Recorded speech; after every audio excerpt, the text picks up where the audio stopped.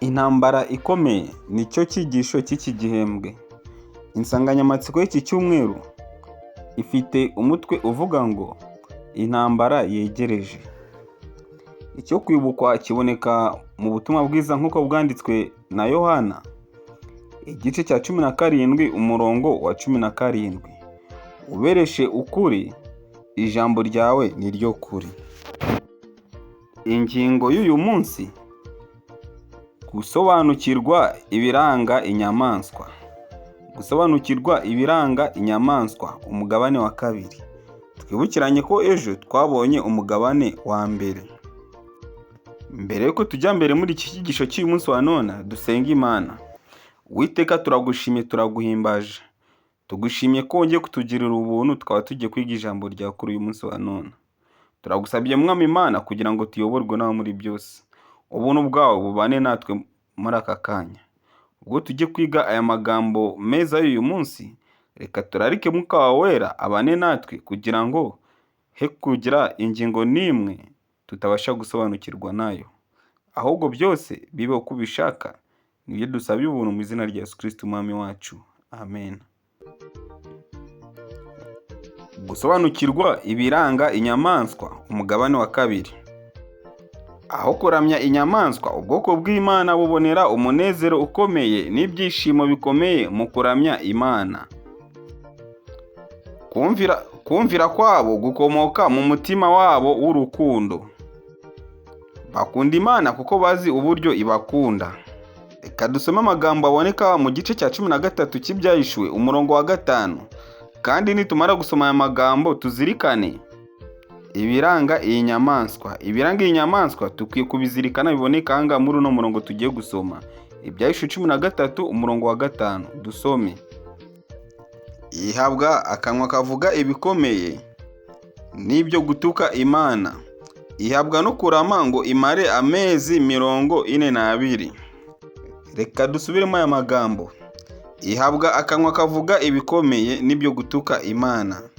Ihabwa no kurama ngo imare amezi 42. Iyi nyamaswa rero yagombaga guhabwa kumara amezi 42, kandi yagombaga guhabwa kuvuga ibikomeye ndetse n'ibyo gutuka Imana. Twasobanukiwe nuko gutuka Imana hanga bihwanye no kwishira mu mwanya w'Imana. Nuko akenshi iyi nyamaswa yishira mu cyimbo cy'Imana.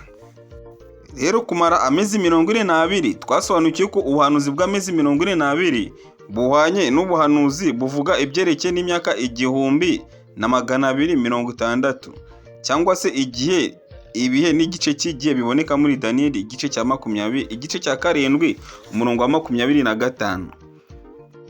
Nimwibuke ko mu cyigisho cya 4 Imana idwa urufunguzo rwo gusobanukirwa igihe cy'ubuhanuzi. Umunsi umwe wa gihanuzi uhwanye n'umwaka umwe usanzwe. Biboneka mu Kubara igice cya 14 umurongo wa 34, ndetse na Ezekiel igice cya 4 umurongo wa 6. Iyo tubaze igihe cy'amezi 42 avuga mu Byahishuwe 13 umurongo wa 5, dukoresheje iminsi 30 igihe igize ukwezi kwa Giheburayo, tubona iminsi ya gihanuzi 1260, cyangwa imyaka isanzwe 1260. Tutsi bakundwa, iyo dufashe amezi 42 mu kwezi kwa Giheburayo kurangwa n'iminsi 30, dufata iminsi 30 tugakuba amezi 42. Ubwo rero bihwanye n'iminsi 1260. Twasobanukiwe neza ko igihe umunsi uhwanye n'umwaka umwe.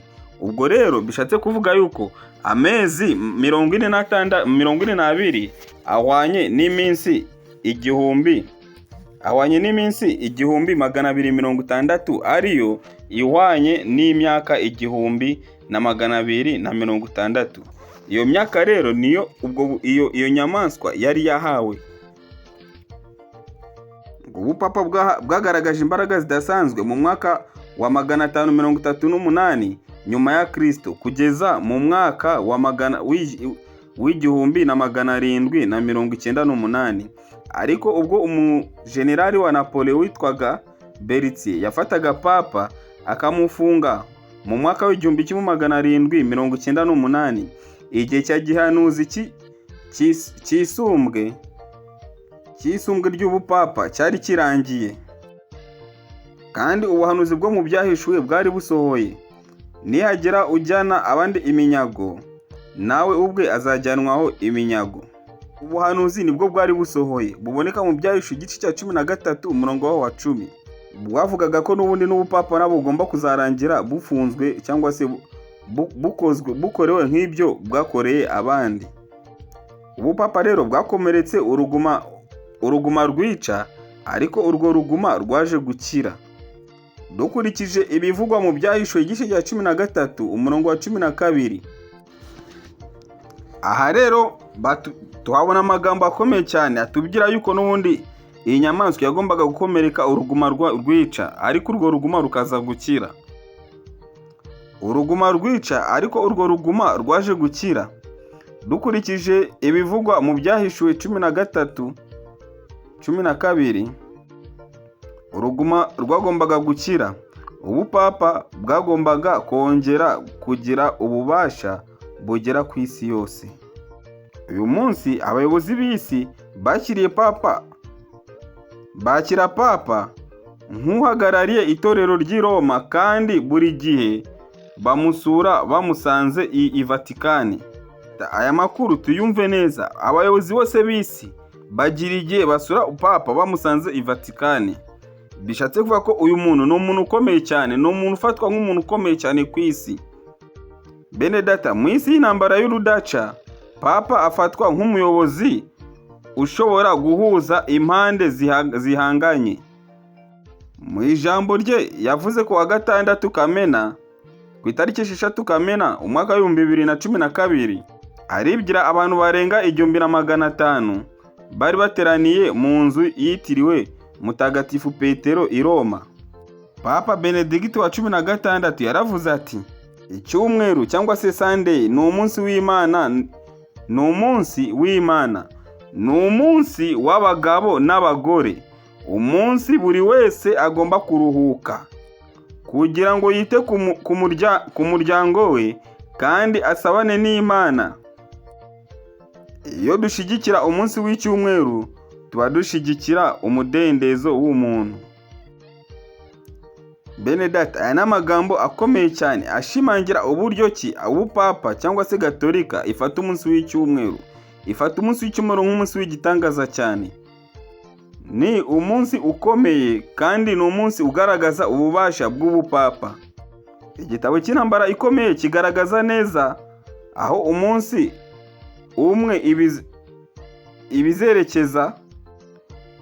Abakomeza isabato yo muri Bibiliya bazaregwa ko ari abanzi b'amategeko na gahunda, ko babangamiye imibereho myiza ya rubanda. Bene data, abakomeza umunsi w'isabato, umunsi umwe bazagaragaza ko babangamiye imibereho ya rubanda, kandi bazagaragara nk'abagomera ubutegetsi, ibyigenge kandi byangiritse. Bakaba ari bo batuma Imana igiye guca isi ho iteka. Bazaregwa ko bahinyura ubutegetsi.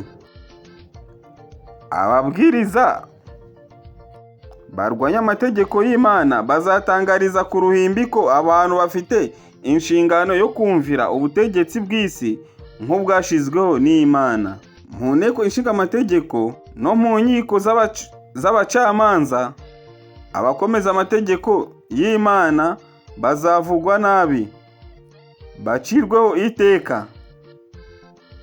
Paje ya 416, intambara ikomeye. Igihe kiri bugufi aho kubaha Imana no kumvira amategeko y'Imana, abayumvira bajye kuzaba abanzi b'isi. Isi ijye kubareba nabi, bajye kwitwa ibyigomeke. Rero bene data, duhagarare dushikamye, twumvire ukuri kw'ijambo ry'Imana tutanyeganyega. Imiyaga igiye guhuha itazaduhitana. Vuba bidatinze kumvira Imana bigiye gushyira abantu bamwe ku ruhande rwo kwigomeka ku butegetsi bw'isi. Iyi si yacu ya none rimwe rahinduka vuba, kandi impinduka ziri kugaragara zirimo ziraganisha mu kugomera Imana. Rero abantu b'Imana rero tukwiye kumenya igihe isi igezemo. Tukwiye kumenya ko tugeze aho rukomeye. aho dukwiye kugaragaza urukundo dukunda Imana noneho bitandukanye n'igihe twahozemo cyose. Ubu rero dukwiye kugaragaza uruhande nyakuri turimo duherereyemo. Bene data, dusenga Imana aba ariyo idufasha muri byose. Icyigisho cy'uyu munsi cyatwerekaga uburyo dukwiye gusobanukirwa ibiranga inyamaswa. Ubu rero n'akarengane, kurenganya abakristo ni bimwe mu bintu bizaranga inyamaswa mu gihe cy'imperuka gisoza amateka y'isi. Rero duhagarare dushikamye ko Kristo ni umurengezi wacu, Kristo ari mu ruhande rwacu. Nshuti bakundwa, duhagarare dushikamye, tugendane na Yesu, azadushoboza gutsinda imitego ya Satani iri imbere hano. Ibi ni byo mbasabira kuri uyu munsi wa none, nanjye nisabira mu izina rya Yesu. Dusenge. Uwiteka Mwami Imana, turagushimiye, tugushimiye ko ukomeje kubana natwe, tugushimiye ko ukomeje kutwitaho. Uwiteka Mwami Imana rero, komeza ubane natwe muri byose, ubuntu bwawe bubane natwe. Tujye kugera mu gihe cy'akaga, aho mwanzi Satani agiye guhagurukira ubwoko bwawe, arimo arategura uburyo bwose azarenganya ubwoko bwawe, ariko turagusabye kugira ngo amarembo y'ijuru azabe akinguye ku bwacu, bityo nitumara gusinzira tuvuye mu mwuka w'abazima, tuzazuke ku muzuko w'abera, tugusanganire mu kirere. Ubane natwe rero, nibyo tugusabiye ubuntu mu izina rya Yesu Kristo Umwami wacu. Amen.